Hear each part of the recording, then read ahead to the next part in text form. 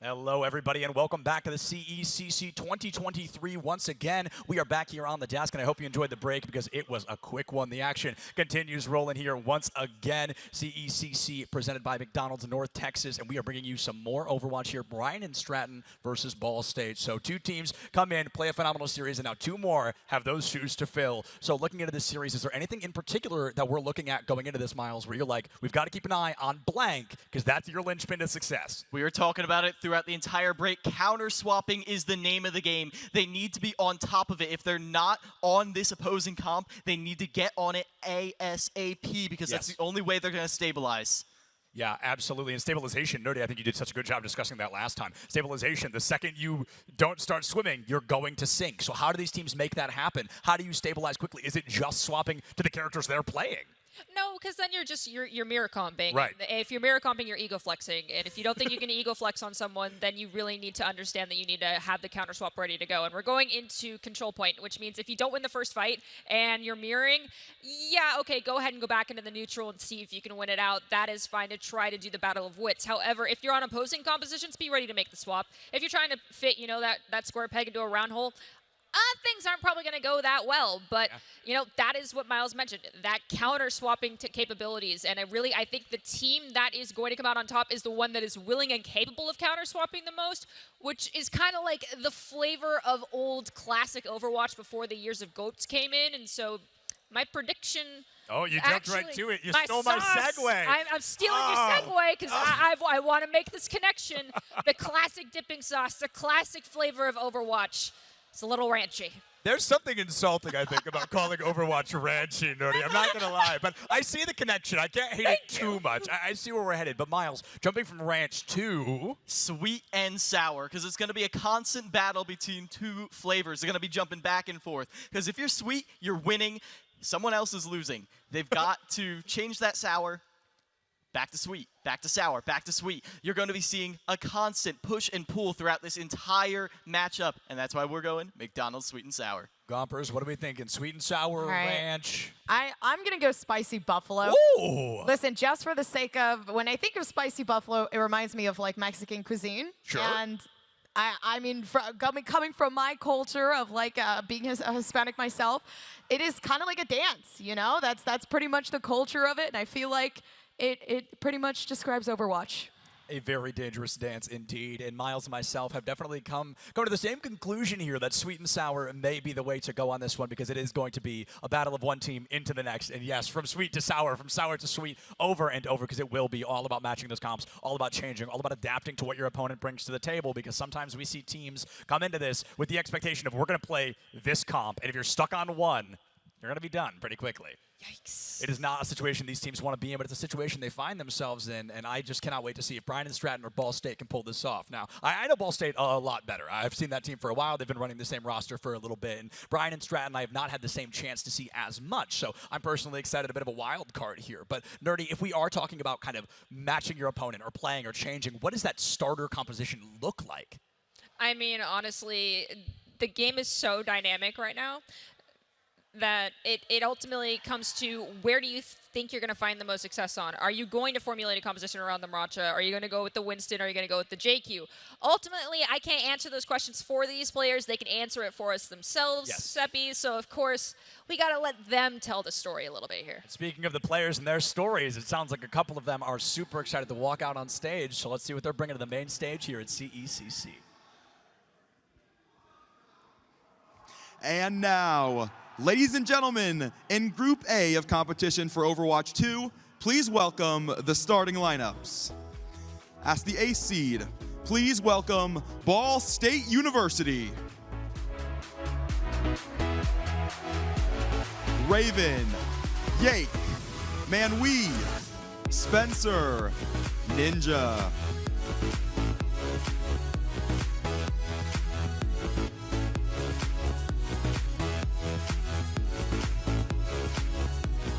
And their opponents, the 9th seed, Bryant and Stratton College, Virginia. Proda, Set, Miro, Jimical, Manually.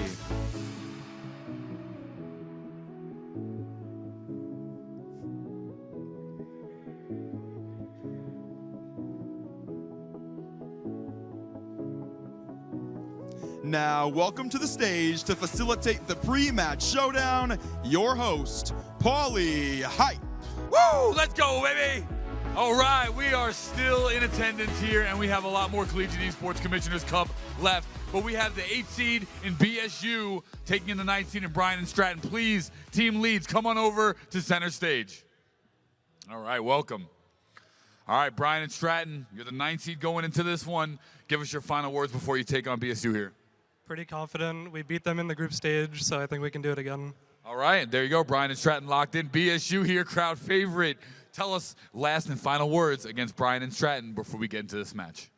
Hashtag Yakester deserves it. Okay, so here we go. Yakester is in the building. So let's make sure we make some noise here and head on over to your stations. Let's get this next match underway. Casters, back over to you. Thank you very much, Paulie. We're back inside of the booth here as we once again say aloha, friends, from inside of the casting booth here for CECC May Madness presented by McDonald's of North Texas. Clutch Key alongside, dividing with you one more time here for the day as we get to the decider matches. And if you wanted the decider matches, this is going to be as close as you possibly wanted. Okra says so. The seedings say so as well. 18 versus 19 in the Overwatch Collegiate rankings and 8 versus 9 seed here at the CECC. These teams are so incredibly evenly matched. Not only do we have evidence based on how people have been ranking them, we have first-hand evidence as well, because these two teams, as we saw Bryant and Stratton mention during the face-off, they did beat Ball State in the group stage earlier today in the round one. They played against each other first to start off the day. I was down in the pits watching that matchup. It was so incredibly close. It went to 4 maps, could have easily gone to 5. We could easily have a long one here, ladies and gentlemen, as we are going to see two extremely evenly matched teams face off. Yeah, and we look at right now, you were talking about that 4-map series, and actually it's been a story of 4 here for Ball State as they would go to a loss against Bryant and Stratton. The Bobcats would take them down 3-1, and then earlier on today as well, they would get the win up against Mount St. Mary's, who then gets eliminated, but Mount St. Mary's out, Ball State's still alive. They beat them 3-1 as well. The journey for Ball State, or for Bryant and Stratton, I should say, their win against Ball State 3-1 would then take on Illinois State, so the Redbirds, the #1 seed overall, they would go down 3-0. So Illinois State looking to see if they can repeat as CECC champions. They are inside of the top 8 bracket guaranteed as 2-0. So to no one's surprise as the #1 seed. But now we get to see the 8 versus 9 take on each other. So what is essentially, or what is basically the elimination game? It is either win or you're out of day #2. Extremely, extremely high stakes in this game right here. Again, we did see Bryant and Stratton win earlier today, but there's a few new factors coming into this one. First of all, you're up on the stage, which is a much different environment than being down in the player pit. We saw the people cheering when Ball State came out. These guys always bring the energy. They have an audience that travels with them no matter where they go. That is going to make things a lot more difficult on Bryant and Stratton. It might feel a little bit like they're playing an away game this time around. Also, we have the fact that Ball State, like you mentioned, went down into the losers bracket and won their game in order to get here. Now they're riding the momentum of having that win. They have those kind of first land jitters out of the way, and now they're feeling a lot more confident. This team, when they are confident, they can go up against just about anybody. Yeah, and right now, again, high stakes. Ball State 1-1, Bryant Stratton 1-1. But one of these teams is going to move on to see day #2. The other one is going to have to watch day #2 from the sidelines. But right now, I mean, as it stands, it could very well be gamer hours right now because they were playing earlier on to play one of their matches. That could have taken them a little while as well. For Ball State especially, because they did play 2 map 4s. But we get into the gamer hours. We're about 12 away from the top of the hour at 10 o'clock. So maybe the late night kind of settles in just a little bit for both of these teams. But they're up, like you said, up on the stage, a little bit of pressure going on here. And what makes this even better is that we get to see a map that we usually don't get to see. No, it's not Old Faithful and Lijiang Tower. It's not Oasis. It's not Busan. It's not any of the other control maps you expect. It's actually going to be the newest map, which is Antarctic Peninsula. Yeah, it is the newest map in the game. I'm actually really excited to be able to see it. Oh, yeah. It's still, like, as a caster, I've only casted this map a handful of times because it is just so new. Yeah, a handful of times I can count it on one hand. Yeah. Exactly. Literally, like 3, I've 4. got 3. Yeah, I've got 3 Yeah. under my belt. Yeah. So, but when we've seen this map, it is the most brawl-heavy control map in the game. It is a very close range. You kind of have, in all 3 maps, this situation where you have a kind of closed-in area where there are maybe some high grounds that a Hanzo or a Cassidy can shoot down on, but it is too close to the action for any real long-range DPS to get value. So we're going to be seeing most likely a lot of Ramatra from both of these squads. We're going to be seeing a lot of that Hanzo Mei-based composition, and both teams running a lot of it in their round 1 matchup. So they both feel very confident in this composition. They both feel very good about their ability to beat the other ones. Penguins! Penguins, yes, I was hoping to see this. Okay, my favorite thing ever is one of my observers, Cool Scoots in the booth right now, knows that Penguins are my absolutely favorite part of this map, and right now, I really hope we're going to see Penguins. I think Icebreaker is one of the only maps. I think Icebreaker is the only map you're going to see a Penguin, if anything.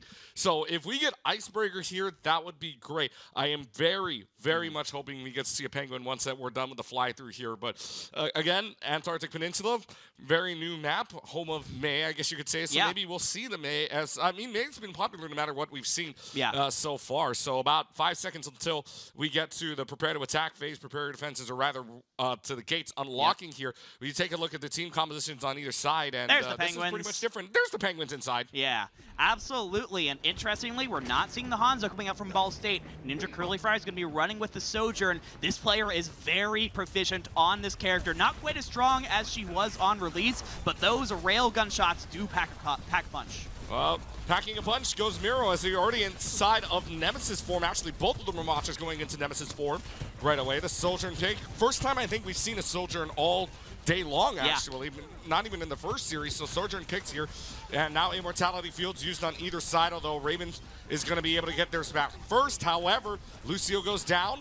And it's going to be looking like a fight win here for the Cardinals, although the Bobcats get the first strike at the point, and they're still continuing this on. However, the DPS is starting to do work. Manway's got the kill onto the other Ramatra mirror, and it's going to be a flip back to the Cardinals. Still, though, the fact that Bryant and Stratton were able to get that first point flip and get 13% on their side before they lost the fight is very big, because now they're going to be able to come back into this one. Jimmicle was already 80% of the way to a Blizzard, and the fact that they lost this first fight is going to make things a lot... the fact they lost the first fight with 13% is going to make the damage a lot less. That being said, Spencer with a nice Icicle headshot onto Set is going to turn things around. Turns things around. Proto's able to take care of Manway, though, so big kill for them. Annihilation actually used the same token, so that Annihilation for nothing there. And so Bryant and Stratton looking like they can hold on to this. However, Ball State, their objective is to try to stall this out as long as possible. Hard to do when your May goes down to a Ravenous Vortex, and it's going to go right back to the Bobcats. Unfortunately for Ball State, it seemed like after they got that Icicle headshot, they started pushing it really fast, starting to go for a little bit of a spawn camp, and very quickly bit off more than they could chew. Now Bryant and Stratton, they have control of the point, and they didn't have to use any ults to do it. 4 ults already, Set about 35% of the way there. If that Lucio, that separates out the team. That's huge. And now the Dragon Strike keeps them in there. Manuelly's got 2. Manuelly's got a double kill. Add on a third one. And the Bobcats, due to one wall, one Dragon Strike, the Bobcats get it about halfway through. You never expect the May to put a wall there. That is such aggressive positioning from Jimmicle, but it works so well. And again, one ultimate win for the Bobcats. They still have the Annihilation. They still have the Blizzard. They still have the Amplification Matrix. And now with 50% and counting, they're really doing a good job of managing this ult bank. The separation yet again from the May one. Look how far up they're pushing. They are so aggressive here. They use the Blizzard. It's going to come up with nothing for the Bobcats. 60% on the way through. Annihilation going to be used from Miro. Blizzard at the same time along with the Railgun, along with the Overclock. But the Overclock is able to find Miro and takes care of the Immortality Field at the same time. So Ball State advantage man power 5-4. Now it's down to a 4v4 as Set uses the sound barrier, but it's not going to be able to save Miro. So right now, Ball State playing on the front foot here if they wanted to play aggressively. Still a man down, though. Maywall does come up. Ninja Curly Fry on the slide away shot, able to take care of Set. And right now, there is a lot of health bars falling low. Thank goodness for the Immortality Field. But the Annihilation is going to be able to take care of Proto. And the Cardinals back in command with 88% for the Bobcats. An expensive fight, though, for Ball State. They used 4 ultimates in that one, everything except for the amplification matrix. So even though they do have that available, you are going to have to play into the Dragon Strike on the other side. You're not stuck in a small corridor anymore, so you're not going to get... Oh, man, you're not going to get kills with that, but that headshot potential is still massive, as we just saw. Yeah, the May wall there as well for a little while, but that falls down. Bryant and Stratton back in command, down to 10%. It's going to be your final fight, and really, Ball State's got to rush this. They only have 5% left until the Bobcats capture the point, so it's now or never here. They're going to have to fight right on in, and that's the perfect time to use a Dragon Strike to separate out the team.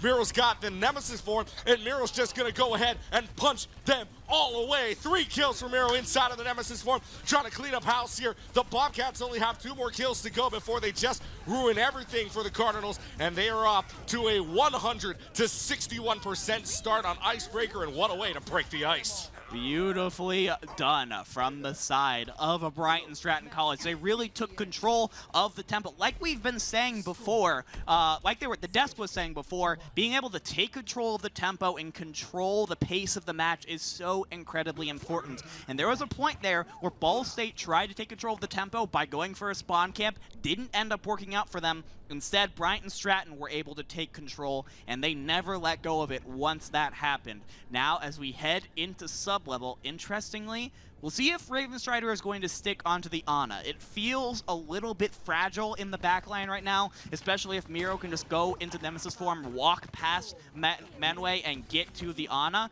But theoretically, that is tons and tons of healing for the tank. I was also about to say, a big thing here, too, for the Ana as well is that there is no Cheetical to kind of counter out that if they land a Bionade. So if this Ana can come up huge, I mean, it would be a worthwhile investment to get to the Ana. Not only that, the Nano Boost onto an Annihilation would be great. However, you don't have an Annihilation to start, and you don't really want to run into the arrows of Manually when they're just hitting shots over and over again. Set takes care of Manway, and this is just going to be a rundown here. The aggressiveness of the Bobcats gives them first flip. Yeah, you just love to see that first pick come through from Manually if you're a Bryant and Stratton fan, and you just roll that into a first fight victory. Manually is already 67% of the way to almost 70% of the way to the Dragon Strike, is more than doubling everyone on the field except for Proto. Yeah, I just noticed that too. Manually is building up an ultimate at speeds of light. Yeah, if you will. Manually is doing it automatic. Yeah. Very nice, very nice. I see what you did there. 22%. Oh, but Ninja Curly Fry sends him back to the shop. Manually does go down by the hands of the secondary fire from the railgun. So now it's just going to be a push on in. We want aggressiveness from the Cardinals, and we're going to get the aggressiveness thanks to the first pick from Ninja Curly Fry. Ninja Curly Fry finds 4. And the Cardinals are back in command. When you let that Sojourn get in uncontested, she's so good both at close and long range. Close with the projectile pellets and then long range with the railgun shots. And Ninja Curly Fry does just that. So many final blows for that senior player on the side of the Cardinals. But again, Bryant and Stratton coming back into this one with Jimmical, Manually, and Proto set to have their ultimates up. Well, they're going to run right on in again, and the aggressiveness of the Bobcats forces back the Cardinals to regroup for a little while. Immortality Field happened to be used very early on. You're lucky enough that there's a drop area right there, and Manway actually using the Annihilation. So while they drop down, the Annihilation finds 2. They're able to counter that right away, though. Ravenstrider, Spencer both going down, so there's a big healer and a DPS down. Manway's still able to find 3 despite all the chaos going on. And the fact that there's only 2 support versus a DPS and a support means that potentially, I mean, Bryant and Stratton's going to fight right on in, and Proto's still playing DPS, so it's going to be back to the Bobcats here in just a couple of moments, unless Ninja Curly Fry can play hero, to which we say no. Yep, not quite the bloodthirsty support, the Baptiste gun. If you're getting headshots with it, it does a surprising amount of damage if you're a DPS. And Bryant and Stratton, again, only have to use a DPS ult in that one. They've done a very good job of managing their ult bank throughout. However, Ball State's coming in with 4 ultimates, so slight advantage for them if they can use them right. Amplification Matrix used to start, so there's one of your 4 there. But Ravenstrider able to find a pick thanks, or Manway, with Manway's help. Now it's going to be the overclock being used. There's the first kill. Blizzard takes care of the Immortality Field, and Ninja Curly Fry is just going to pop. There's a triple. There's a quadra kill for the overclock, and the Sojourn gives the Cardinals back to the point. I love it when you use that Blizzard first, freeze them up, and then you're just playing aim labs. You got the circles that pop up on your screen. Point, click, done. Ninja Curly Fry does a fantastic job of finishing off those kills for Ball State, keeping them in this this is sub-level map. And they also do still have the beat on their side to use basically whenever they're in trouble. Bryant and Stratton aren't really coming up to an offensive ult. So Spencer got caught on the other side of a May wall. Unfortunately, nobody could break the wall in time to save him, so Spencer does go down. Jimico also following up with a pick. Set using the sound barrier for insurance to help themselves get a win here. Aggressive win, might I add. Jimico finds a second. It's going to be the Bobcats flipping it back to try to take the lead. Yakester uses the ultimate as well. Oh, I saw that too. Ball State, I was just praising them for being able to have that beat, but instead Yakester uses it when they're already down their May, and Bryant and Stratton were running them over. In fact, I think Yakester might have been stunned out of it. I didn't actually see it get cast. So now you don't have that. Ball State is lurking with just an annihilation from Manway, which is a very, very good ultimate, but 88 to 89% on that side. If Bryant and Stratton win this, map 1 is theirs. Well, Soldier just sliding out of that. Ninja Curly Fry stays safe. 95%. Bobcats take the lead, forcing this into overtime. Here comes the annihilation, and this is not going to save the team out of Bryant and Stratton. Ball State take command with 10% left to go. They can run them over here, and they can take this map away.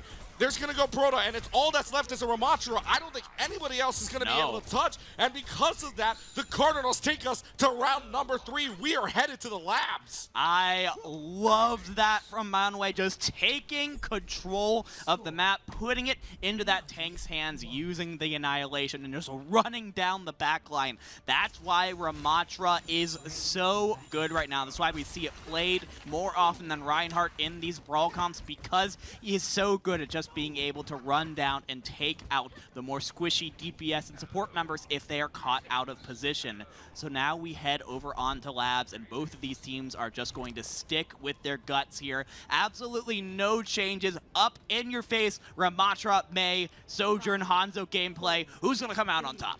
Well, we talk about back and forth. Icebreaker 100 to 61 for the Bobcats. We just saw Ball State go 199 on the sub-level against for the Cardinals, I should say. So now Bobcats Cardinals going right back at it to determine who's going to take a very crucial, a very impactful first point in the series. Right away, you can see they're fighting right down the middle. Ravenous Vortex being used to try to keep them in place for the May wall. But Miro going to turn into Nemesis form.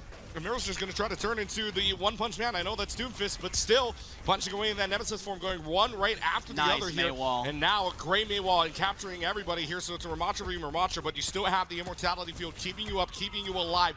It's going to allow them to push right in, and that's going to allow them to get a 3-to-1 man advantage. And the Bobcats look like they're going to be off and running here. Yeah, Bryant and Stratton are doing a great job of choking away the space for Ball State. They're forced to play from these little side corridors, and when Manually has all the space in the world to just hit headshots, that is exactly what this Hanzo player is going to do. But don't count out the Baptiste on both sides, pumping in the healing and the damage. Proto 95%, Raven 87%, 2 dueling amplification matrices coming up in fight number 2. I feel like this is going to be a very interesting fight here. I feel like Ball State got to, I mean, if they can get the ultimates up first, I mean, if they can really make use of those ultimates, that's going to be really good for them, especially if they can get it up first and they can use it well enough. But they use it first.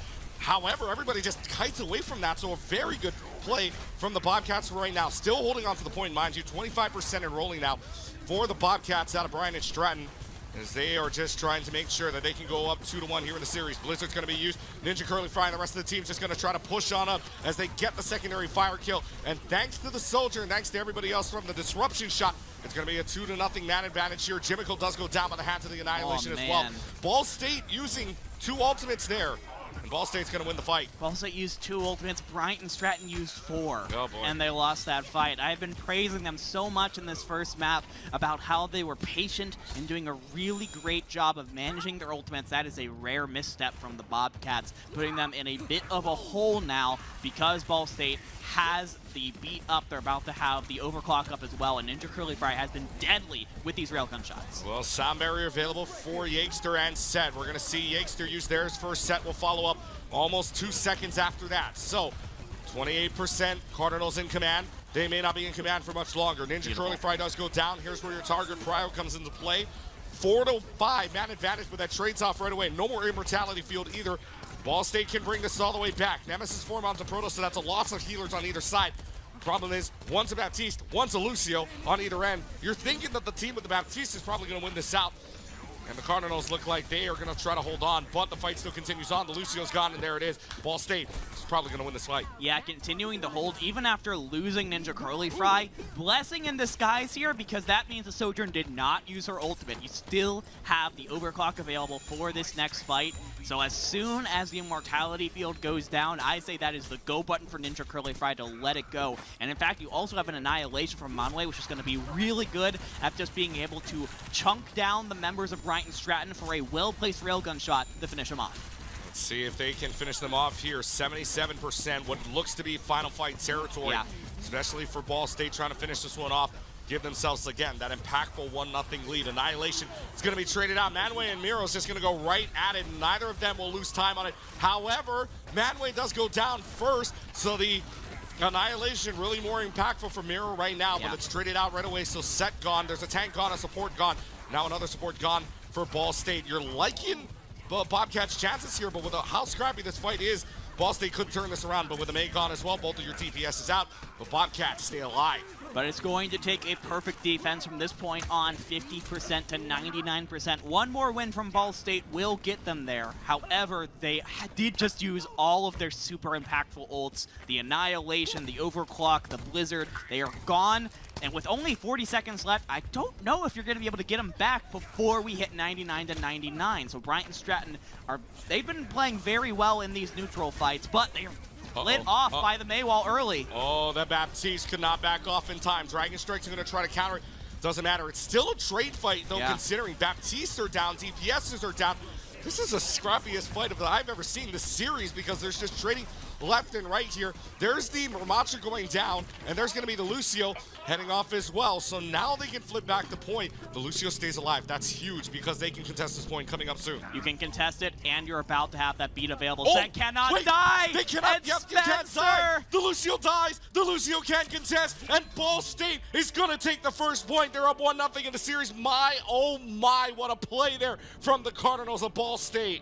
The headshot from Spencer came in so clutch, because Set was in perfect position to just buy time. Was about 2% away from having the beat up. It probably would have been just on Set at that point, but all that Bryant Stratton needed was a little bit of time to come back into that one with the ultimates that they had in their bank, and they might have had a shot. Instead, one well-placed Icicle puts an end to all of their plans. Ball State Cardinals start off 1-0, but I have to tell you, Kletchke, this is how their match started in round 1 as well. And Bryant and Stratton took the next 3 maps after that. So some deja vu maybe. Or something else. Yeah, I mean, I don't know. I was talking to Enjoyable, who is the manager of Bryant and Stratton during their game, and they told me, you know, we're just kind of bad at control maps. We have been historically bad at them. We have not done a great job, even in like teams that we have fielded before this year's roster. It feels like we've always had trouble figuring it out. So whether it's kind of a mental block or whatever it is for this squad, it has given Ball State the early advantage for the second time in a row. Hey, look, we got a little bit of player stats here. Let's take a look at this one. Yeah, and you can see these, I believe, Spencer and Jimical were the... Spencer and Jimical were your DPSs here. So DPS. really, the DPSs on either side, very well done. I mean, this was, I believe, the maze that really came out. But, I mean, Spencer and Jimical, you can see the damage dealt. But the final blows, the deaths were pretty much equal. But the final blows, 12-7. But still, somehow, some way, Ball State still able to come out with a win here.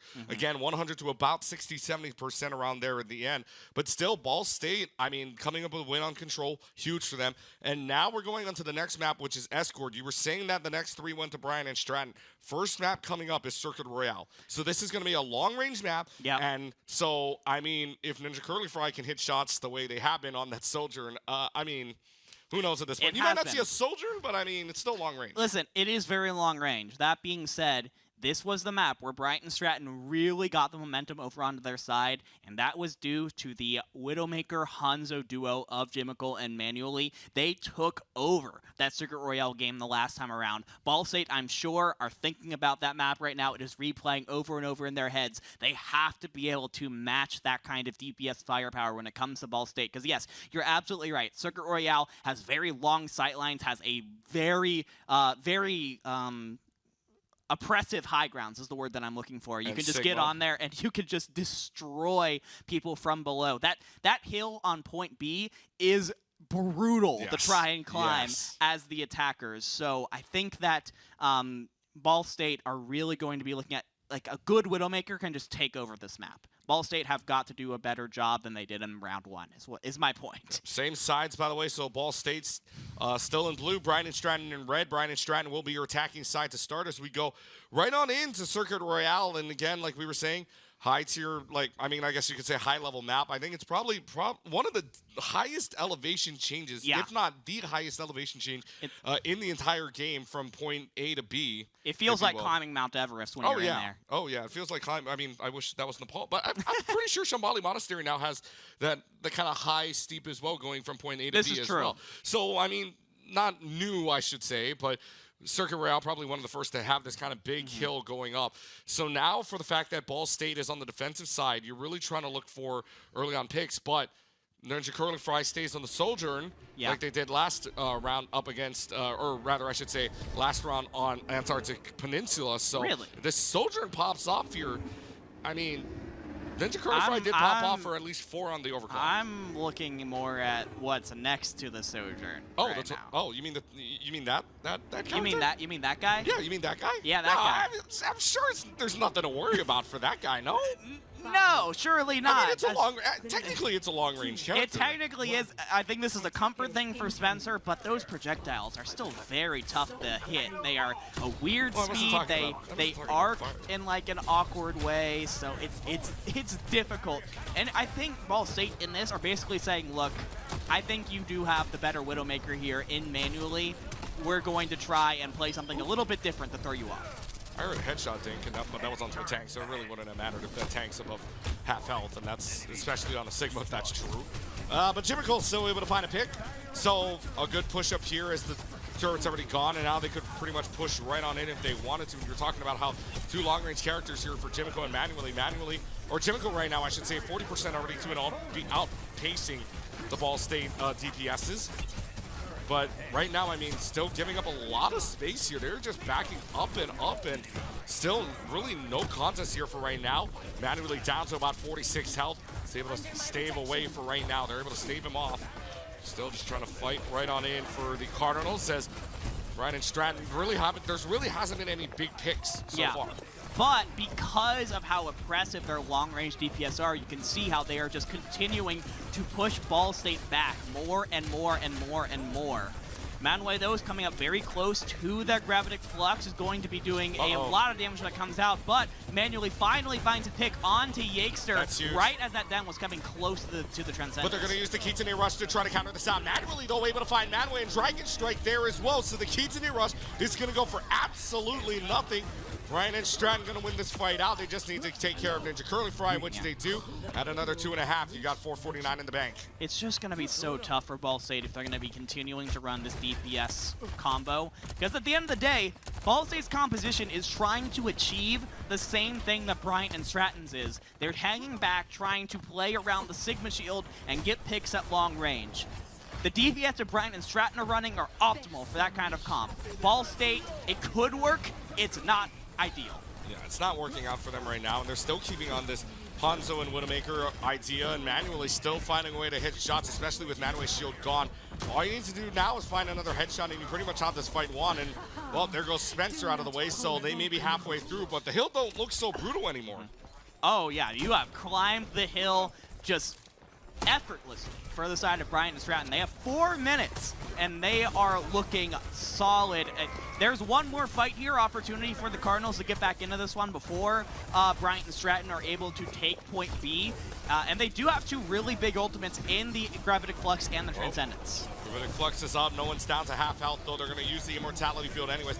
Gravitic Flux up here, and you still have an Immortality Field in play either way. So now you're going to invest a Transcendence on either side. So this is a mirror v mirror battle, if you will, in terms of ultimates being used. So nobody with an ultimate now, except for Ball State, who has the Molten Core, who has the Overclock, but the Molten Core gets basically nothing thanks to Spencer going down. So now all you have left is going to be an Overclock, which they decide to save anyways, because you know you're going to get pushed right on in. 4 meters left to go, but Bryant and Stratton's going to be able to add another 90 to the clock, putting this bank up at 4 minutes and 41 seconds. Just that lonely little pool of lava that Spencer was able to use for the Molten Core before they got taken down might be one of the saddest things I've ever seen.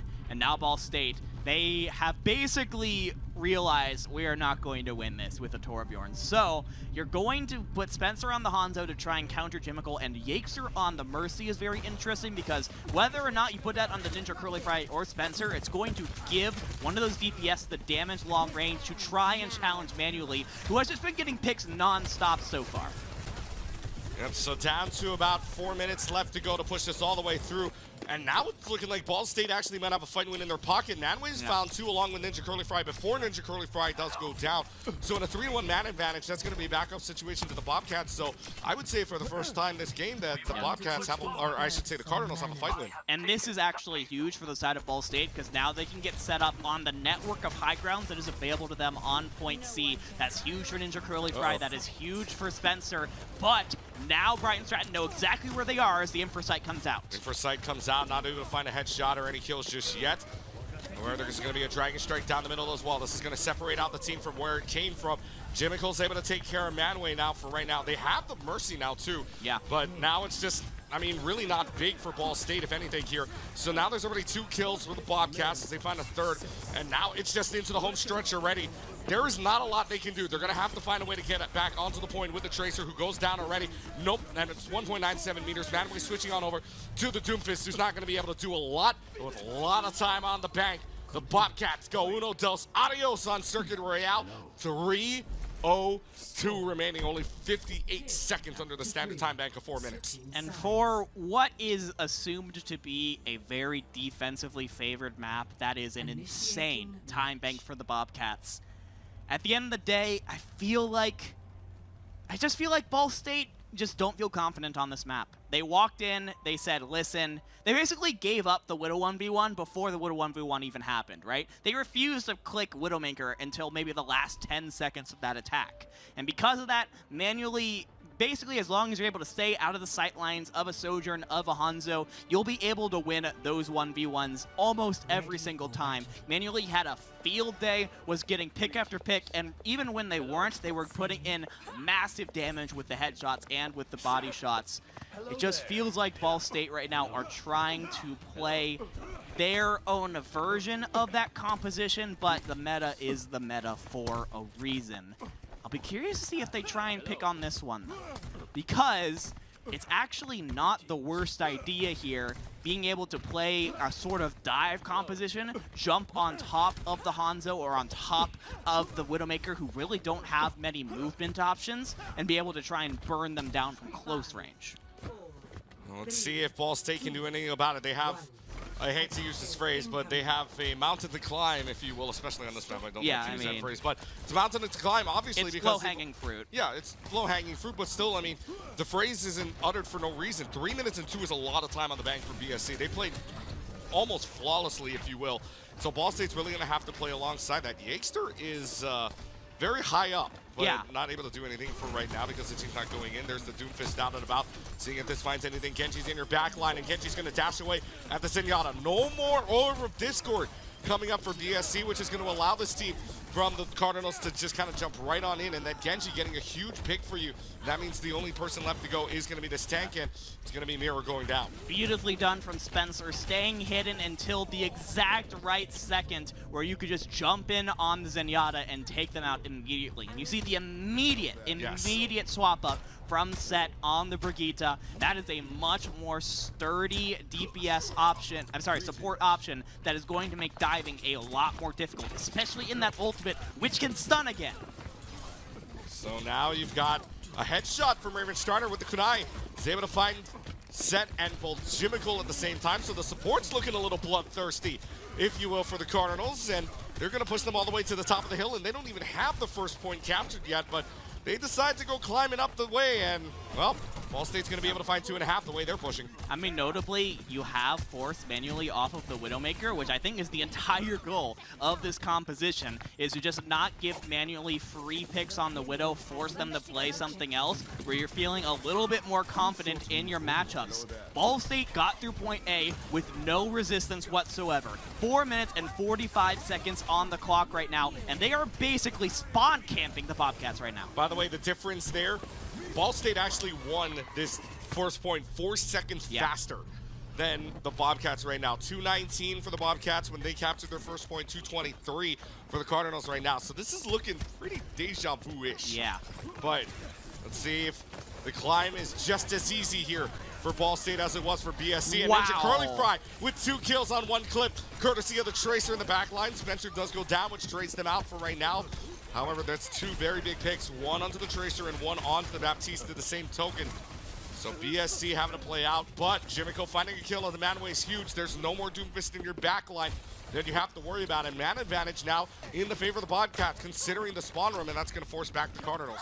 Yeah, without your Doomfist, you just have no way to sustain in this fight. You have no way to sort of discombobulate the members of Bryant and Stratton. And when they have a little bit of space, Jimiko is going to do things like that and take down Ninja Curly Fry, which is huge because you had that Pulse Bomb available. Speaking of the Pulse Bomb available, full row of check marks on the side of the Bobcats. All 5 ults, and now they have access to the most oppressive high ground in all of Overwatch, in my opinion. Well, now they're just going to dive right in. They climb the hill quickly. They're going to climb the hill quickly yet again. However, Jimiko's still hitting shots. Jimiko still on the trail to find the heads to roll, and they are doing so successfully.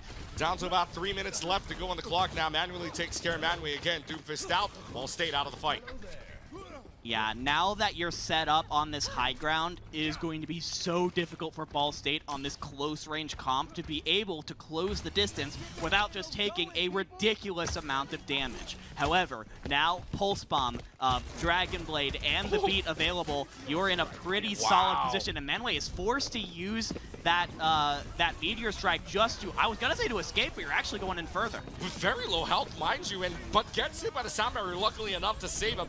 You've got the Sound Barrier, you've got the Dragon Blade, you've got the Pulse Bomb, you've got the Meteor Strike to use, but everything might go for nothing unless that Pulse Bomb is your start. You lose out the Tracer. Kitsune Rush also used, so Ball State's going to use everything that they have in the bank, but it's going to pay off in the end. 5 ults used, and Ball State desperately needed to win that fight in order to take control of the top of this hill. There is time for another fight here. Miro onto the Orisa is actually a really interesting potential Doomfist counter, maybe able to use the Javelins to kind of knock the Doomfist off balance and give the team space. And with the Dragon Strike, Bryant Stratton goes in for one more fight. The Orisa in as well, so we've got the horse in play. Miro's already gotten Spencer down. And you can, and I'm going to tell you what, they are going to win this fight, but the mistake from Ball State, they got off the point for a little while, which caused it to glitch stop for a second before they got back onto it. I think if they had kept 3 on, they would have been able to capture that point. I mean, look, it was almost 4 meters about. All you need to get was 4 more meters, and you would have been able to get that point before the recontest came in from the side of Bryant and Stratton. So yeah, I agree. The fact that they got off the point for just a second there has cost them the contest for the moment, and now you're just working with the Meteor Strike. The Meteor Strike is available to them. They're going to jump down. They're going to do a lot of damage, too. That Meteor Strike was kind of big. Hits at least, I think, 3 people there. But it's not going to be enough still. The great support line from Bryant and Stratton keeps the rest of the team up. Zed and Proto doing work, especially on that App Matrix, giving them a lot of chances to save the rest of the team. And now Ball State going from 4 minutes 53 down to less than 60 seconds. Yeah, I was about to say, this time bank has disappeared in the blink of an eye for the Cardinals, and they are looking rough when it comes to their ultimates. The closest is Ninja Curly Fry and Spencer, and they are at about 65-70% to their ultimates. Meanwhile, Miro, Manually, and Set are all close or at the ultimates there. But Manway gets in and takes out some of the more squishy members of the squad. This Doomfist is doing work. Manway's found 2. That forces out the Brigida ult from right now, so the Brigida stays alive thanks to the shield, but the Doomfist still doing work. Down to the final 5 meters left to go. Set's able to whip shot onto Raven Strider. but is it going to be enough? That's a great bio nade as well, and the pulse bomb trades out either way. There's going to be man waiting for Jimical, so the fight still continues on. EMP is going to come out, finds 3, manually set. Protocol caught inside of the EMP. Is it going to be enough though? Still fight continues on. It's still a scrappy fight, but manually It's might just be your manually. MVP here. The Tracer might be able to win out this fight. 1 second left to go, and manually, single-handedly ties up this series at 1 apiece. My, oh my. Are you kidding me? You so rarely see a situation like that where you trade back and forth until there is one player left standing on their lonesome by the point.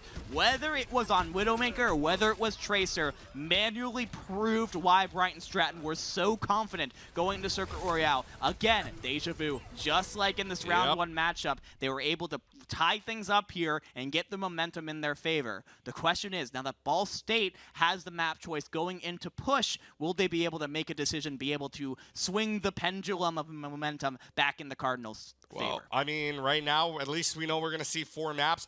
Best of 5 now turns into a best of 3, and this is now just exciting. We're going to see the next push map coming up here, and well, there's really only 3. I mean, it's either Coliseo, it's either New Queen Street, or it's Esperanza. And right now, if I'm reading this correctly, for the side of Ball State, they are deciding to go to the newest of push maps, which is Esperanza. I actually, of the 3 push maps, I like Esperanza the best to play on. I think that the open skies that it offers is really nice. It also has some really good high grounds to play around, as well as some nice 90-degree turns if you want to try and play a sort of close-range composition. You can play a lot of different things on Esperanza. Meanwhile, like on Coliseo, you're kind of forced into a brawl comp. I think Ball State... I don't think they played Esperanza in their last game, so this is a little bit of a curveball here from them, trying to throw a new map at Bryant and Stratton, see where they're going to go with it. I was about to say, yeah, you said that this might have been a little bit of a curveball, and maybe this is to throw them off because maybe they have notes for the other map. I mean, maybe it wasn't New Queen Street or Coliseo. I believe it was, sorry. I think it was Coliseo. Yeah, so, I mean, by the way, look at that player comparison. Look at the eliminations to death ratio on both the sides. tanks, by the way. Miro is putting in work. Even though there's slightly more damage for the side of Manway, having your tank alive for what is 7 death timers worth of difference does so much, especially when you're playing the Sigma and trying to provide that shield for your DPS. I was about to say, credit to the support too. You look at that death number, 11-4. I mean, that was insane. That's a huge difference. That's a huge gap. So credit to the supports out there. And I'm not saying that just because I play support a lot, but I'm saying love to the supports there for both. I mean, for Bryant and Stratton, that's going to be set. Doing a lot of work, and a lot of sound barriers might I add as well for them. So still, I mean, you're going to go right into Esperanza now. And for Bryant and Stratton, at the very least, they have the momentum going into this, but Ball State does have their pick. Yeah, this is, of course, the Ball State pick. They feel like they are confident into this map, and they need... I think, even though this is not map point for either of these teams, I think this is a crucial one for the side of Ball State. Because, again, right now, things have gone exactly as they went in round 1. It was control map, went the way of Ball State, then Bryant and Stratton chooses Circuit Royale and evens up the series. Ball State needs to prove that they don't let the momentum slip away from them. Give them enough time to get the series point first, get that second win on the board, reverse what happened to them a few hours ago in order to give them that confidence to get that third win. Ball State has not seen a second point against Bryant and Stratton. Will this be the map that gives them map number 2 and potentially looking at map point? We will see. The gates unlock, and a little bit of a different look on either end if you look at the tanks. Winston versus Diva, and actually, I mean, besides the Tracer, everything is different.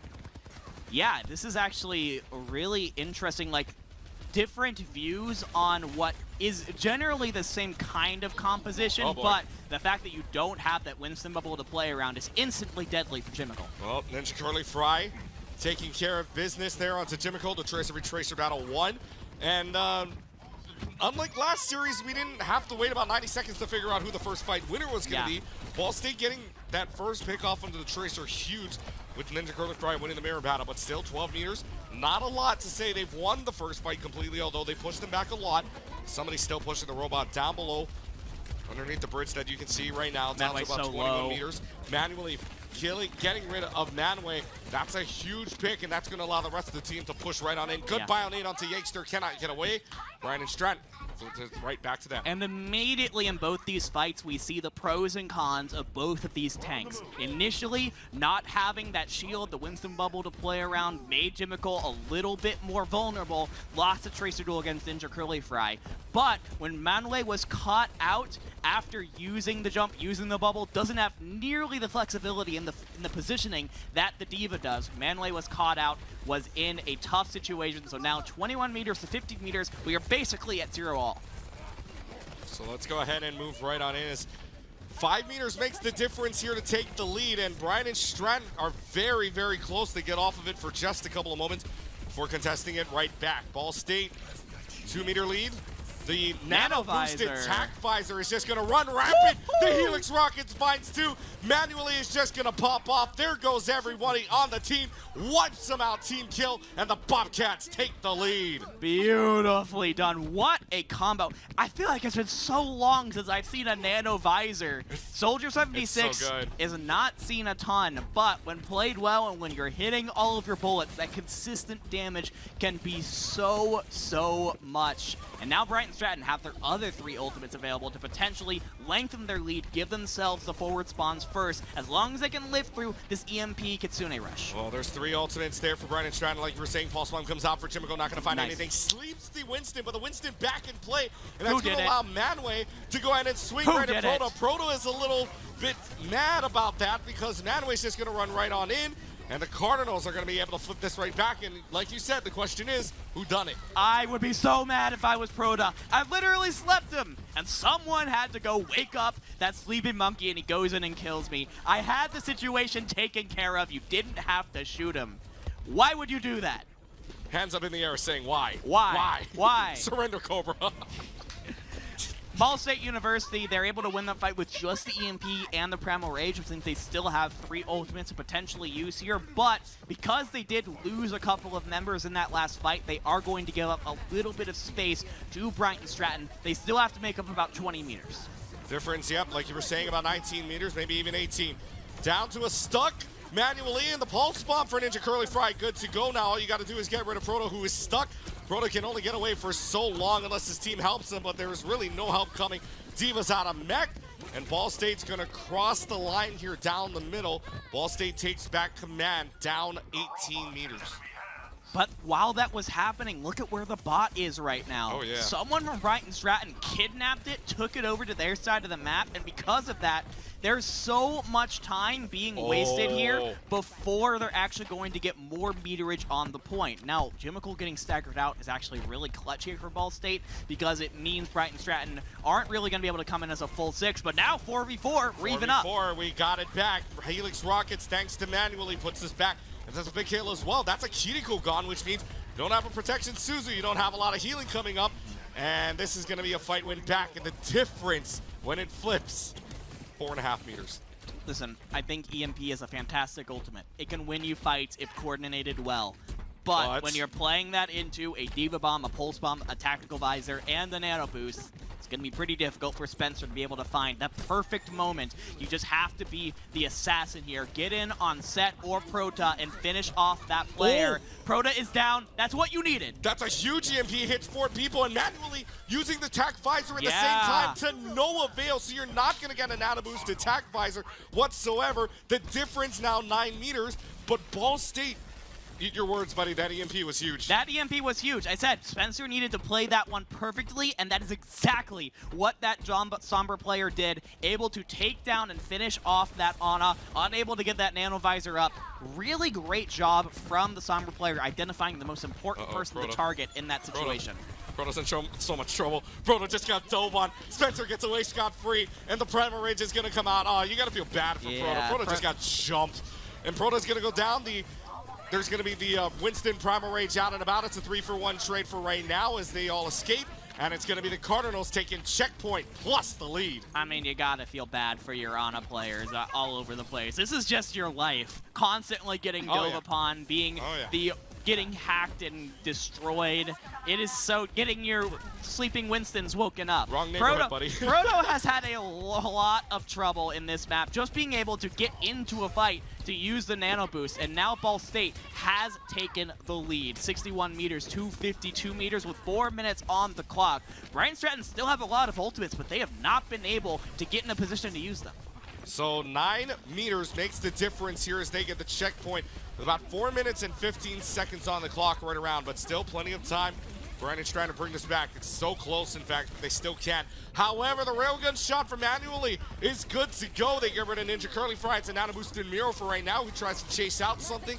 He's not going to find anything for right now. There's a backline Kiriko with the Kitsune Rush, and this is going to be a fight win for Ball State, who turns this right back around. Beautifully done from the side of Ball State, I gotta say. This rush composition seems to be perplexing Bryant and Stratton right now. They don't seem to know what to do with Manually when you're not getting the headshots with the Hanzo. It is very, very difficult for Manually to continue to bring in value. So you swapped from the Soldier now onto the Sojourn, but it feels like it's mostly the same results here, at least so far. Ball State with the prime, sorry, not the primal. Well, actually almost the primal. Pulse Bomb, EMP, and Beat available for them in this next fight. EMP finds 4 huge sets, not even going to be able to use the sound barrier. Everybody gets wiped off, and the EMP comes up big yet again. Spencer with the helps out with the team wipe, and the Cardinals just keep marching. And that is a key fight win, because look at how much they're going to be able to extend this lead. It was from 20, now they're going to make it about a 40-meter lead, 90 to 50 about, before we get another fight, which means Bryant and Stratton are going to win several fights in a row to even the score. Sorry, I'm just loving the dink sounds from the Kiriko Kunai. Isn't it one of the greatest feelings? So good. It's such a great feeling when you hear this coming from a sport player.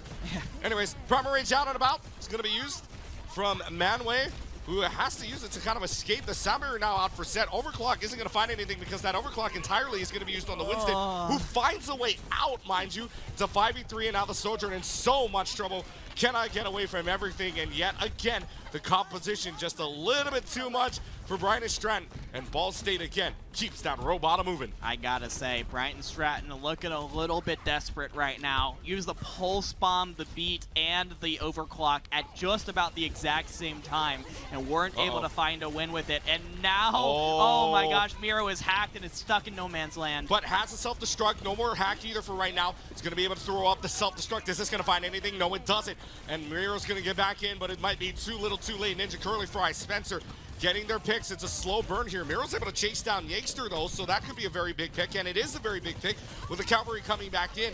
It's a lot of meters to catch up by, but I mean, this is gonna be a fight win for Bryant and Stratton, but with a minute left to go, oh boy. It's a fight win, but my question is, at this point in the map, what is your plan to continue winning fights? Because you're going to need to win something like 3, 4, maybe 5 fights in a row if you want to win this one. There's no room for error with less than a minute left on the clock. And I look at your ultimates, you have Kitsune Rush. That's a really good ult. You have Rally, also a very good ult. Pulse Bomb, good if it sticks. Is that going to sustain you through all of the fights that you need to hit? I don't know. Bryant and Stratton, I've been praising their ult management all along so far in the series. They're going to have to put on the best performance yet. 3-word question, is it enough?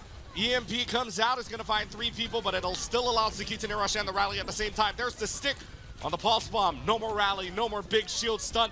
Ninja Curly Fry finding 2 on their own, courtesy of the Pulse Bomb +1. The Kiriko in a lot of trouble now, has to jump out, but cannot find a way out. 7 seconds left to go before Ball State puts their series up 2-1. Will find their second point against the Bobcats. It is just a Tracer left. The Tracer is gone.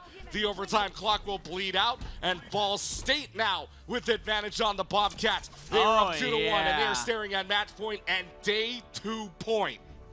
Again, I said at the beginning of the map, this one was crucial for the squad. And you can see, looking at the player cams here, these guys absolutely needed that win. They are amped up, and they are ready to go on series point. Again, this is win or go home situation on stage. Probably some of the biggest pressure that these players have faced, and look at them. They're smiling, they're laughing, they're having a great time. Bryant and Stratton now, in this last time they played, they were sitting at series point, but no longer is history going to repeat itself. Now Bryant and Stratton is going to have to play from behind again. 10:38 local time, but primetime gaming right now. I mean, this is nuts. 2-1 your scoreline right now. As Ball State, 124 meters to 52.73 meters. I mean, that last push in the last 4 minutes, absolutely nuts from the Cardinals. That could have gone any which way had it gone back to Bryant and Stratton. Luckily enough for the Cardinals, they got it back. They were able to march on, and the momentum just kept rolling on. So now we go into the next map. We've done control. We've done escort. We've done push. It's up to hybrid now.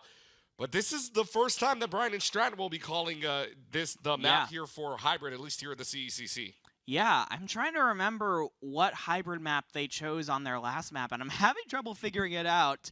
But we get the pick immediately in from Bryant and Stratton. It is going to be the one, the only, the S-tier map, in my opinion. Kings Row, baby. They're rolling. Are we sure it's S-tier, even if it's repetitive? Even if it's repetitive, it is repetitive for a reason. Right. Everyone loves this map. Everyone loves to play it. Some of the most iconic moments in Overwatch history have happened right here on the streets of England. I don't care how much I have to cast this map. It is a blast every time. Yeah, I mean, Scrims Row. It would be kind of funny if on the fly through Scrims Row actually just popped up and appeared. But yeah. I know we're probably not going to see it. But anyways, I mean, still Kings Row, Old Faithful. I mean, still plenty of great things have happened here in Kings Row. I mean, obviously we've seen some great Overwatch League, Overwatch Contenders, collegiate highlights. The Great Bamboozle. The Great Bamboozle. I mean, yeah, Kings Row still Old Faithful, still had plenty of good highlights on it. But for Bryant and Stratton, those are going to need to come aplenty, especially if they want to stay in this series right now. Yep. Their first look at map 4, and they're down 2-1. I mean, this is going to have to be a great performance, especially when Ball State's in it. Obviously, kind of a brawl parody, seeing going back to that Ramatra-based composition, the Hanzo and the Mei, most likely. And because Ball State really likes to play the Sojourn instead of the Mei, I think Bryant and Stratton feel really good about putting their Hanzo player in a position to get headshots because they were doing it so much on Antarctic Peninsula. They feel really confident about their ability to potentially bring ourselves to an ultimate map 5 here. Well, Ball State is going to be on the same side, so with Ball State on the blue side, so Ball State defending to start. They're going to take a look at what Bryant and Stratton had, but remember, last time on the escort map, I mean, now we're going back to attack defense. It's no longer neutral site, right? You go back to attack defense side. Yeah. This is what Bryant and Stratton did. They won 3-1. And you take a look at the numbers from the last round as well.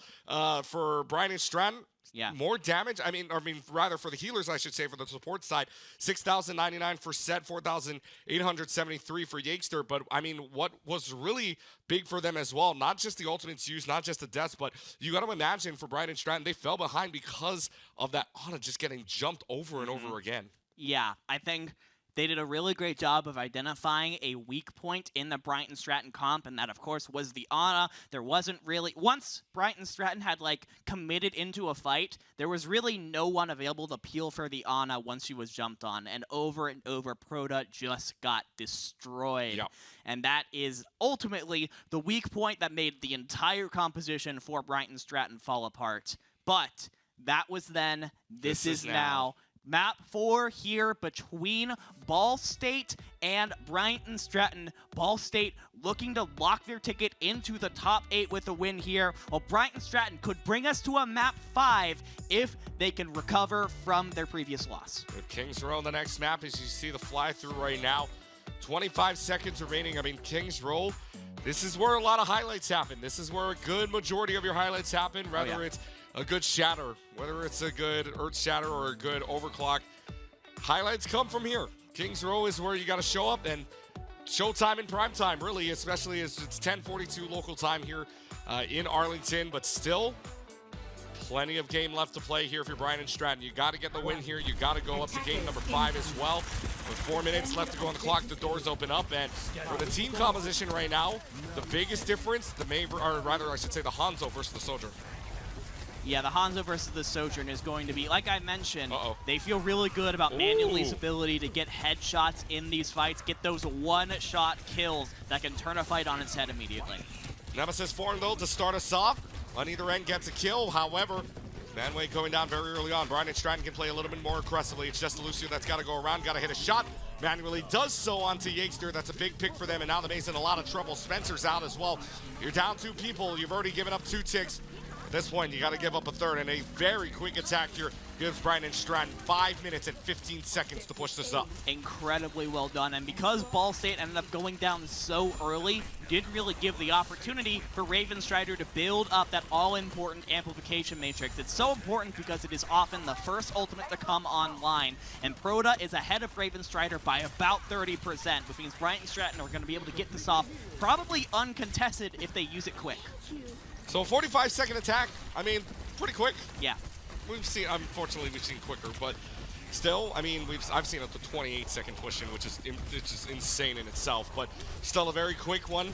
Still to compare to a lot of games anyways, down to about 5 minutes left to go. They're getting pushed back. That may well already happen to be used, and they have to push all the way back already. Look how aggressive this team from the Bobcats are. Ooh, and what they don't know is that Proto's in the back. Proto's going to use the application matrix, but so does Ravenstrider. In the end, though, Manuel's going to find a headshot onto Ravenstrider. The Annihilation used there, the Dragon Strike used there at the same token. 2 ultimates used for the Bobcats, which is going to allow them to push right in and the payload to continue on moving. Bryant and Stratton are just snowballing themselves beautifully right now. You win your first fight, you're able to get up to your ultimates a little bit quicker, use them aggressively before the Cardinals are able to come up to theirs on their side. And in fact, you're actually going to get a swap here. Ravenstrider thinks we don't have enough healing. You're going to swap over onto the Ana. I actually do like this in this situation because there really isn't anyone that's going to be able to just get into the back line unless Miro just tries to walk past everybody, which you could potentially do, but it would be tough. Now, one more fight before point B is here, and Jimmical has Blizzard. Blizzard is out, and this Ramatra is stuck. No support alts to keep him up either. No immortality field's going to keep him alive.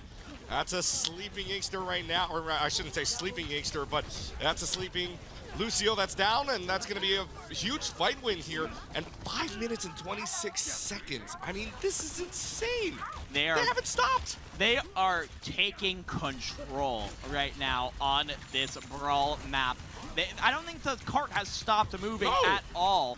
Ball State have not only have they not really been able to be able to use their ultimates, they've been swapping around so much, they haven't really even been able to build up to their ultimates either. Ravenstrider is almost there. Manway has been going down so fast, you're still only 60%. Ninja Curly Fry, Spencer, and Yakester, though, are going to be the saving graces here if you're going to get there. This could be a fight you want, though. They're going to use the Blizzard, they're going to use the Overclock. Doesn't matter, that trades them out right away. Yeah. Miro is down, but that's both of your DBS is down as well, so if you can get Manway to get a couple of picks here, that would be huge. They invest the nano boost to keep him up. That's going to be a huge nano to keep him up. And now this Maze just going to be in a lot of trouble. Jimmical is in trouble. Has to use the main wall to try to escape. Good support lines to keep him up. But that nano boost was enough to stave them off for now. Still 4 minutes, 20 seconds on the clock, though, for Bryant and Stratton. And really all it's going to take is one more good fight to get you just about to the end. Annihilation is out. Blizzard's out, but the Annihilation able to get out. However, almost got booped right back in to the Blizzard, able to escape, though. Good biolate onto Manually and Proda. That's going to force them back, which means, I mean, good wall as well.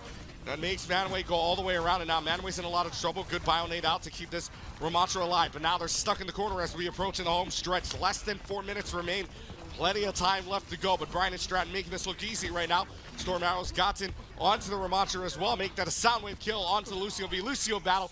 Nobody touches the point. And 3:46 on the clock. The Bobcats go uno dos adios, completing in the entire King's Row with a huge, enormous time bank of 3:46. That was just a brawl masterclass from the Bobcats. They won the first fight, and they just never looked back. They have such a good understanding of this composition, how not just using their ultimates, but being able to use them at the right times to be able to take control of the tempo. This was mentioned on the desk before. Being able to control the tempo is so massive on these brawl maps, and Ball State University were constantly on the back foot over and over and over again because Bryant and Stratton used their ultimates so incredibly aggressively. So now Ball State has to put up basically a superhuman performance on their attack in order to match this time bank. Superhuman's an understatement, my friend. They're going to have to put up a titanic performance. I mean, this is just going to have to be the biggest performance ever for Ball State to even try to match up. Mind you, Bryant and Stratton didn't even fall below 3 minutes on their time bank at all. Never fell below 3 minutes. Captured the first point with 3 minutes and 15. Captured the second with 3:56. and finished off with 346. I mean, how impressive is that you couldn't, that train did not have any breaks? No, you start with 4 minutes on the clock, you only lose 14 seconds. Nuts. It is crazy at the end of this one. But now Ball State going to have the opportunity to answer, and interestingly, foregoing the May, instead you're going to use Sojourn Hanzo to just try and melt the shield of Bryant and Stratton's Miro as quickly as possible. It's going to be all damage all the time for Ball State. Well, let's see if they can melt it away. Disruptor shot out and about. That's going to keep Manway out for a couple of moments since he has to regroup with the team. So Ball State's able to go in for a couple of moments. That allows Manway to just kind of go right on in. Miro already up to 23%. So is Manway right now. Manway 35% away, or 35% along the way to a Dragon Strike. Adding on a bit more. Proto gets a kill onto Manway, and Ramacha down means that you've got no fight left in you. Ball State back, having to back off. Yeah, and already, just with that one lost fight, You're Bryant and Stratton are immediately ahead.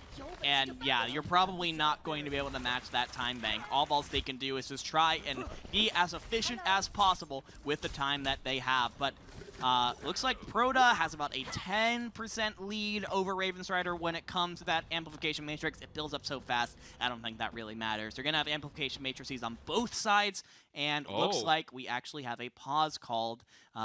Maybe some tech issues coming in from one of these sides. You could tell both teams were kind of in a situation where they just kind of paused. No one was engaging. Yeah. So something's going on. Something is going on right now. It is, again, tech pause just for a little while here just to see maybe what's going on. But right now, Ball State, I mean, not looking all too great on the fights for right now.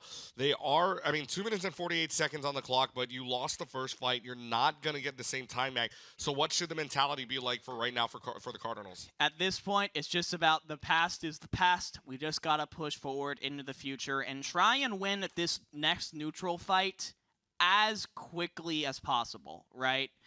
Neither team is really coming up on any ultimates because the first fight had ended so incredibly quickly. Again, the closest are the Baptistes, or about 70%. So in the mid to late stages of the fight, you're going to have maybe about, you're going to have those amplification matrices up. Other than that, though, nothing else is happening. And you have two players on these teams, in Ninja Curly Fry and Spencer, who can really turn a fight on its head with one headshot, either with an arrow or with a railgun shot. Yeah, I mean, this is going to be have to be a good fight here for Ball State. But like you were talking about ultimates, really, I mean, the Soldier nowhere close, the Hanzo nowhere close, manually beating the Hanzo right now by about a couple of percentages. But still, for Bryant and Stratton, looking pretty dang good. And again, their time back did not fall anywhere near the 3-minute mark. In fact, didn't fall under it at all. So, I mean, you're talking about a huge time bank. Oh, yeah. Ball State having to still climb up that mountain of time right now. But, I mean, they already lost the fight, so you can't really think that they're going to match it at all. Because, I mean, look, Bryant and Stratton didn't lose the fight there. So, and with Ball State losing one, you'd expect that the time bank isn't really good either. As we walk you by it, if you're just joining us here, we are almost in the 11 o'clock hour, if you will. I should say the 11th hour, if at all possible, but not going to happen here either. As we go back right into the game, pause is over. They're back. And again, recap right now, 2-1 in favor of the Cardinals of Ball State. You can see on the top of their screen, winning both control and winning both on Esports as well. But Bryant and Stratton trying to give them all that they can handle. 2 kills already. Manually does go down, but that's already your Ramacha down, Lucio down as well. And Bryant and Stratton sends them back. Yep, so right back again. It's just a reset here for Ball State coming back in from the pause. You've got Ravensrider with the amplification matrix available. Proto has it up as well. Ninja Curly Fry and Spencer are the two people I'm really looking at for Ball State to be able to try and open this up with a pick.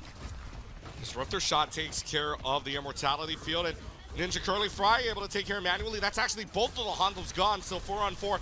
Annihilation out and about for Miro, but Miro's not going to find anything with it. The Annihilation for Manway, though, forces them all the way back, and no more Annihilations on either side. There's just the May left to go.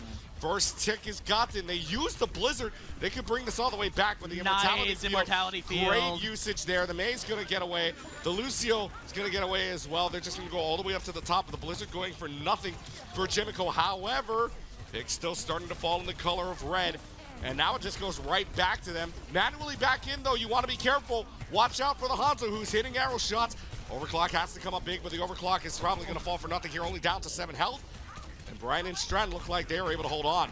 That is so tough for Ball State. Look at those ults. They used just about everything in that fight.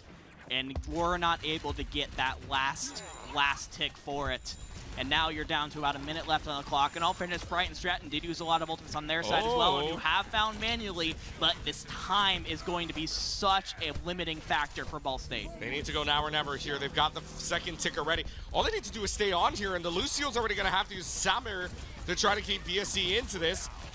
But right now you trade out a DPS for a DPS ethical, or Jimical, I should say, and Spencer gone for right now. So down to less than a minute left to go, 45 seconds. Trying to chase down what they've got. Yakester and Manway both getting their kills. Manway into Nemesis form finds 2. And finally, Ball State able to break the door open. 3 minutes and 2 remain. Finally, they're able to get there. But my goodness, it was a fantastic first point defense from Bryant and Stratton. Already, Ball State, I think it's basically impossible for them to be able to match the ending time bank of Bryant and Stratton at the end of that one. So it's just going to be about how much can they salvage if they get there with any time at all. And in all fairness, the Annihilation and both support ults are a really good tool for Ball State to be able to continue pushing through this point B point. Fighting against each other right now, there's going to be Annihilation from Manway that forces out the Immortality Field, which everybody inside is going to happen. However, Manway doesn't find a single pick with it. The Immortality Field comes up huge for Proto, so it's a 5v4 situation. Payload still moves along here, but with the picks falling, the Bobcats are saved, and by 1 Immortality Field. Yep, what a beautiful play there from Proto to keep themselves alive just long enough to take down Manway. And now Bryant and Stratton are up, and they're going to be able to take advantage of this incredibly narrow choke point here. This archway is one of the toughest defensive holds to break through in the entire game. While Ball State is coming up on 4 ults to try and do just that, the fact that Ninja Curly Fry is down is going to mean trouble. Immortality Field a little too late. Couldn't get it up for Ninja Curly Fry because the May wall was right there. But manually traded out as well. Not too shabby if you're Ball State right now if you want to take this fight. But with the Yakester going down as well, maybe want to back off, and that's exactly what the Cardinals will do. They're backing off for right now. Actually, both sides kind of staving away. Yeah, you're kind of gearing up for potentially one more massive fight with both teams all having 4 ultimates available. Zet and Manway are coming up on theirs as well. This one's going to be flashy. The Revenant's Vortex almost kept them inside for the Dragon Strike. You are lucky to have an Immortality Field. Overclock is going to be used by Ninja Curly Fry, who finds a second kill, and it's going to be a 3-1 situation. However, Jimico making it a 3v2 kills. For right now, getting the Icicle kill onto Ninja Curly Fry before they can do any more damage. It's going to be a Blizzard available for Bryant and Stratton if they want to hold them right here. They back off for right now, knowing that they don't have the numbers to fight this right now, but they could very well in just a couple of moments. The Amplification Matrix is out. That's going to allow Raven Strider to get some damage out, as well as the rest of the team if they can get on the other side of that window. Low. Yeah, Miro is really, really low right now. Miro's trying to hide. Miro cannot get away for right now. No healing coming to him for a couple of moments. Is in Nemesis form for the shield. Soundbearer is going to come out from Set. Soundbearer is going to come out from Yakester on either side. Wow. And the Bobcats are still finding kills, and the Bobcats look like they can win this fight. Nero had less than 25 health at some point in that fight. I saw just a sliver on that character screen, Lucio. and now with 15 seconds left on the clock, I don't know if Ball State are going to be able to come back at all. And getting that kill on the Yakester might have just sealed it here. 5 seconds Bryant left and Stratton need to get a touch with this Annihilation. No, they're not going to get it. 1 second left to go. Bryant and Stratton completely shuts the door on Ball State. And ladies and gentlemen, we went from a best of 5 down to a best of 3. And going into day number 2, one of these teams is going on, but we are now playing a best of 1. It all comes down to whatever control map Ball State picks for map number 5. Literally, winner moves on to tomorrow. Loser will not be playing the highest stakes control map, maybe the highest stakes map we have seen so far in this entire day. What I was saying, aren't I an oracle? Because I said before this could so easily be a 5-map series, and that is exactly what we're seeing now. Oh my goodness, Bryant and Stratton holding on, as both of their map wins were 3-1. Yeah. Imagine that, ladies and gentlemen, 3-1, both of their map wins. We are going all the way. We are going the distance here into the map of Ilios. being the final map pick here in day number 1 of action. Heading into day number 2, one of these teams is about to have their hearts broken in Greece. And you want to know why I think they picked Ilios? Why? Because Ilios was the starting map in round 1, the one map that Ball State beat Bryant and Stratton in earlier today. The controversy. And again, Bryant and Stratton have told me before, they struggle on this map type. And because it is the tiebreaker, being a weak control team is so difficult to be able to come back from. You basically have to rely on being able to win the other 3 map types to avoid a second control map. But now that that hasn't happened, Bryant and Stratton, if they want to pull off this upset the second time in a row, advance to the top 8, they have to be able to overcome that weakness on control. Well, I mean, take a deep breath, folks. We're going into the 11th hour no matter what happens here. It's 10:58 local time. About a minute away from hitting the 11th hour of day number 1. But my, oh my, what a series we have here to end the day. A banger, if you will. 2-2. On the scoreboard right now. One of these teams, again, this is make or break here for both of them. Make or break. Make or break, and make or your season is, or CECC, I should say, is pretty much over. Your CEC season, perhaps? CEC season, yep. I mean, one of these teams is about to have their hearts broken in Greece, but right now, going to Ilios, the next very map up. And like you were saying, Ball State, better on control than BSC, I guess you could say. But, I mean, on Ilios, this being the first map from the last series? We have the history, right? Ball State won this map against Bryant and Stratton last time around. They feel very confident about it. We saw it in the player camps. This is a 5-map series, but they were smiling, they were laughing, they feel extremely confident about their ability to repeat here. The fact that they had the map pick is so incredibly crucial. Bryant and Stratton, in my opinion, are the ones with the pressure on them to be able to prove that they can, once again, reverse history and be able to come out on top. My, oh my. Not much more you can say about a game like this. Game number 5, 18 versus 19. In the Oka rankings, 8 versus 9 seed here in the CECC. The gates unlock, and we are underway here on Ilios. First map up is going to be the Ruins, as they will bring out something different on either side. They're going to have the Winston versus the Diva on the tanks. Otherwise, everything pretty much similar on the DPS end. You're going to have the Brigida and the Ana on the support side for BSC against the Lucio and the Kiriko. So Ball State looking to play a little faster. And this is exactly what we saw in Esperanza as well, and it came out with Ball University on top at the end of it. But this time, Bryant and Stratton, they are going in completely with the close-range DPS. Instead of putting manually on a soldier, you're going all flankers with Difficult on the Sombra, manually on the Tracer. And both sides doing a really good job of keeping their tanks alive so far. Ball State able to get the first flip, though. However, watch out. Set's got the whip shot still onto Yakester, so that's big for you. That's 1 healer down, 1 to go, and that's only a Kiriko who still has a little bit of a nerf on her, if you will, with a slower healing rate, but that's going to allow BSC to kind of push right on in. And the Bobcats give up 30%, but they're going to be able to flip this right back to themselves. That's actually kind of crazy that Ball State were able to flip that point in their control so early on into that fight. They were able to get 30%, even though they didn't even win a fight. This next one, though, you have a bunch of really fast-charging ultimates in these compositions. The EMP, the Pulse Bomb, the Kitsune Rush, the Rally, all up after one fight. Potentially all 10 ultimates could be on the board at some point here. EMP is going to come up for at least hitting 3 people, or at least 1 person that's set. But still, the Rally is out and about, and the big shield, plus the healing and the shield are out as well. You've got the stun onto Manway. Manway can't escape. Good Pulse Bomb onto Proto, though. That trades out. The very least, a healer for a tank. Pulse Bomb lands. But good thing you have a Protection Suzu, if you will. That landed on the Kiriko, too bad. Protection Suzu kind of cancels out everything. But still, Bryant and Stratton find their way to get picks. That's both Raven Strider and Ninja Curly Fry down. The Cardinals can't do anything. And the Bobcats are halfway in. 4 ults used on both sides in that one, so let's take a look at the 1 ult available on both sides. I feel like Bryant and Stratton have to have the advantage here with the Nano Boost that you can put onto Miro to just do tons of damage with those Diva shotguns. And the fact that Spencer, of course, ended up getting caught up and going down is just a massive stagger for Bryant and Stratton. We're going to be looking at 75-ish% before the fight comes back in. Potentially last fight territory for the Bobcats. Potentially, but Ball State know that. They're going to try to push right on in, and yes, it probably is going to be final fight territory. There's the Winston along the way. The Byrant is huge, which forces out the primal rage and Manway, and now it's slept, and it's hacked, and Manway's just having a rough day out there. Manway has to back up, is not going to be able to escape. That is huge, but Ball State did flip the points. That's big for them. They're able to hold on for a couple of more moments. They can stagger this fight out if they really wanted to.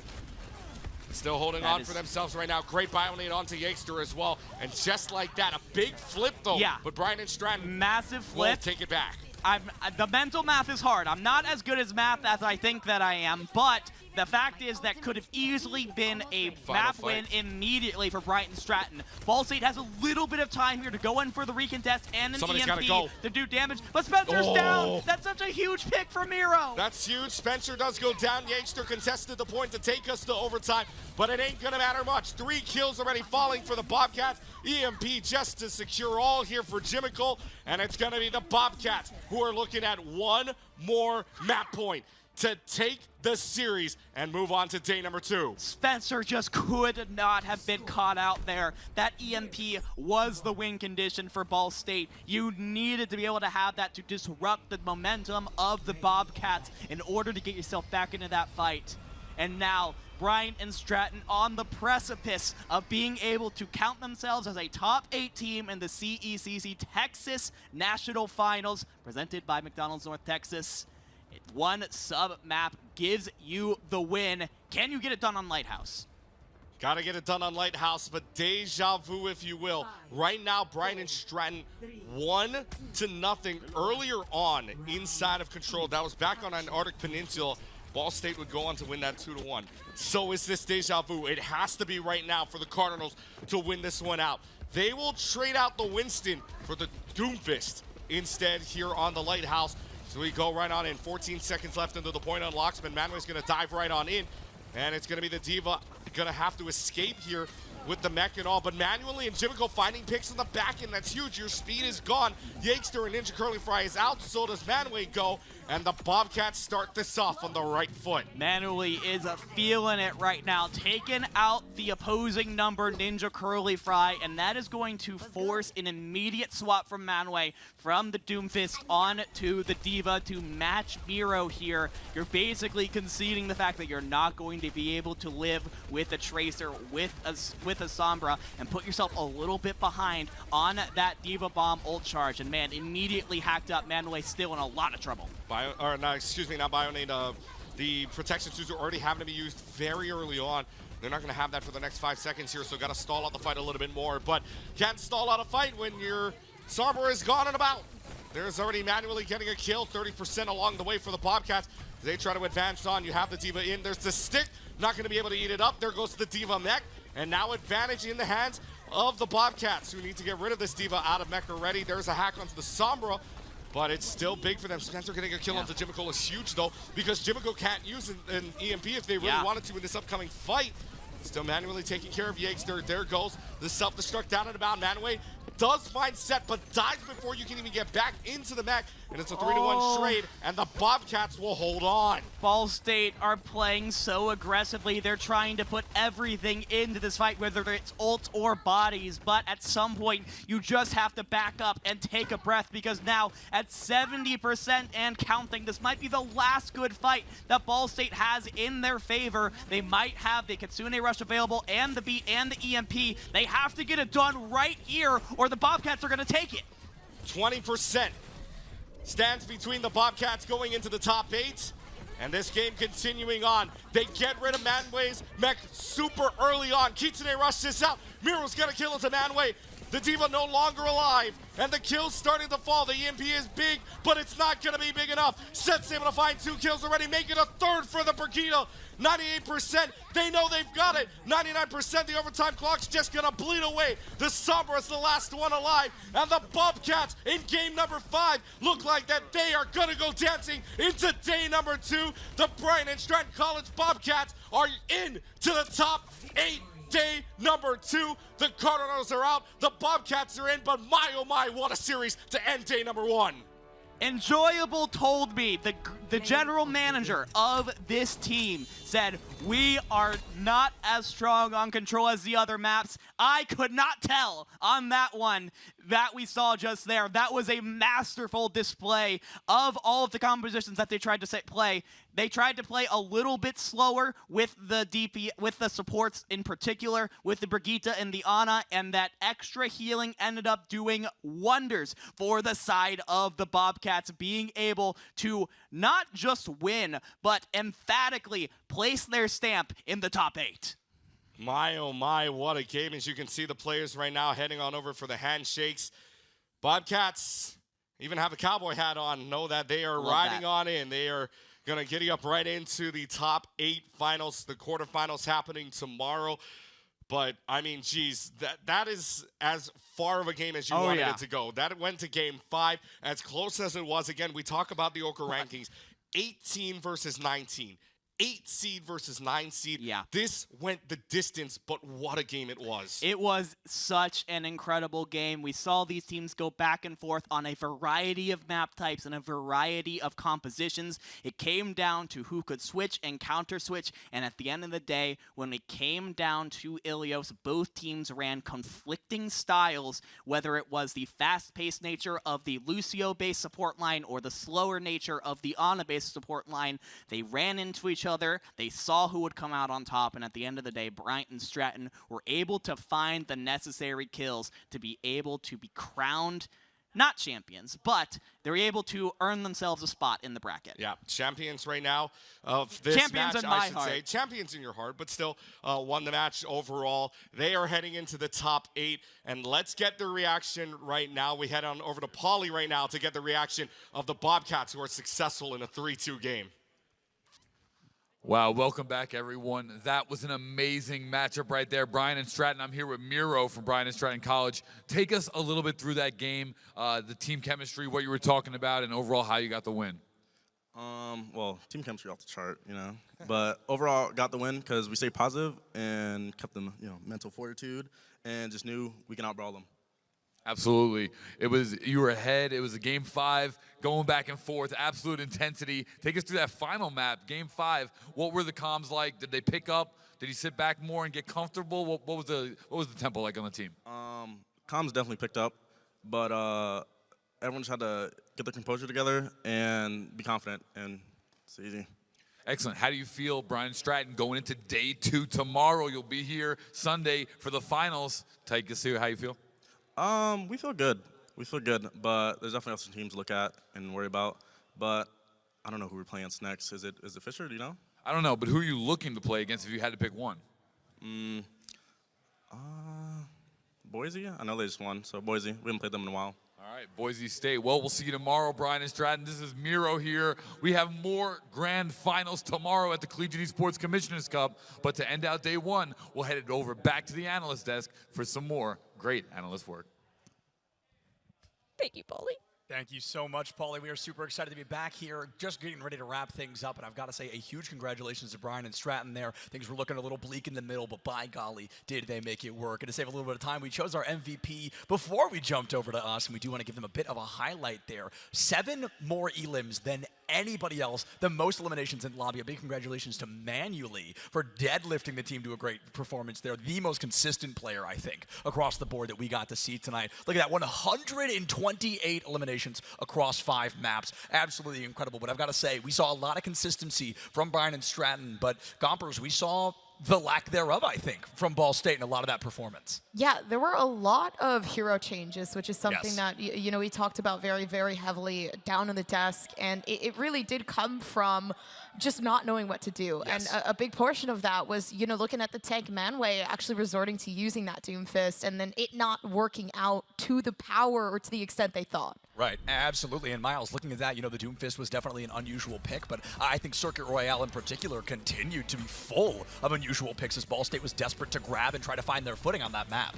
Yeah, if you're not finding success on a meta comp, you have 3 options. Own up to your mistakes, go to the mirror, or do something crazy, and they threw one heck of a curveball on circuit. We saw a very off-meta, let's just say a creative composition. Absolutely. To open that up, but then they went over to this dive composition, and it did hit them from the side. They weren't quite ready for it, but eventually they ended up on this mirror. But during all those switches, all of that change, what was happening to the cart? It was just zooming right on down repeatedly. That was a massive swing in the momentum of this match. Yeah, absolutely. And Nerdy, looking at that, I think Miles brings up a great point. It was constantly trying to adapt and trying to change, but unfortunately you couldn't touch the cart in time because you were stuck swapping your heroes in spawn. Which of the three choices that Miles presented do you think may have been the easiest, at least from our standpoint? Of course, being players in the game is a whole different beast, but looking from that outside perspective, what were you thinking? You know, what was plan A for Ball State in that moment?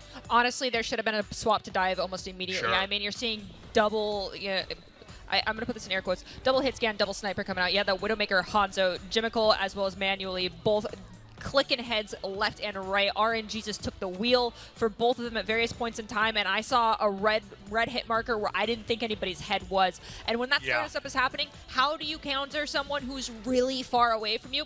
Good pathing, use of natural cover, and diving the living daylights out of them. You want to make them regret their decision to choose such a stationary hero to begin with. That really comes down to understanding when and where you need to initiate from, but the counter swap to dive should have come so much faster because it did work. It just wasn't too late. It did work too little too late. The fallacy really does work, unfortunately, against Ball State in that moment. They look phenomenal, but unfortunately will be a map 5 loss to close out tonight. That's right, folks. It has been a very long day, and we've been very grateful to have you here with us at the CECC, presented by McDonald's North Texas. And speaking of McDonald's, the Collegiate Esports Commissioners Cup 2023 is presented by McDonald's North Texas, the official quick service restaurant of EsportsU.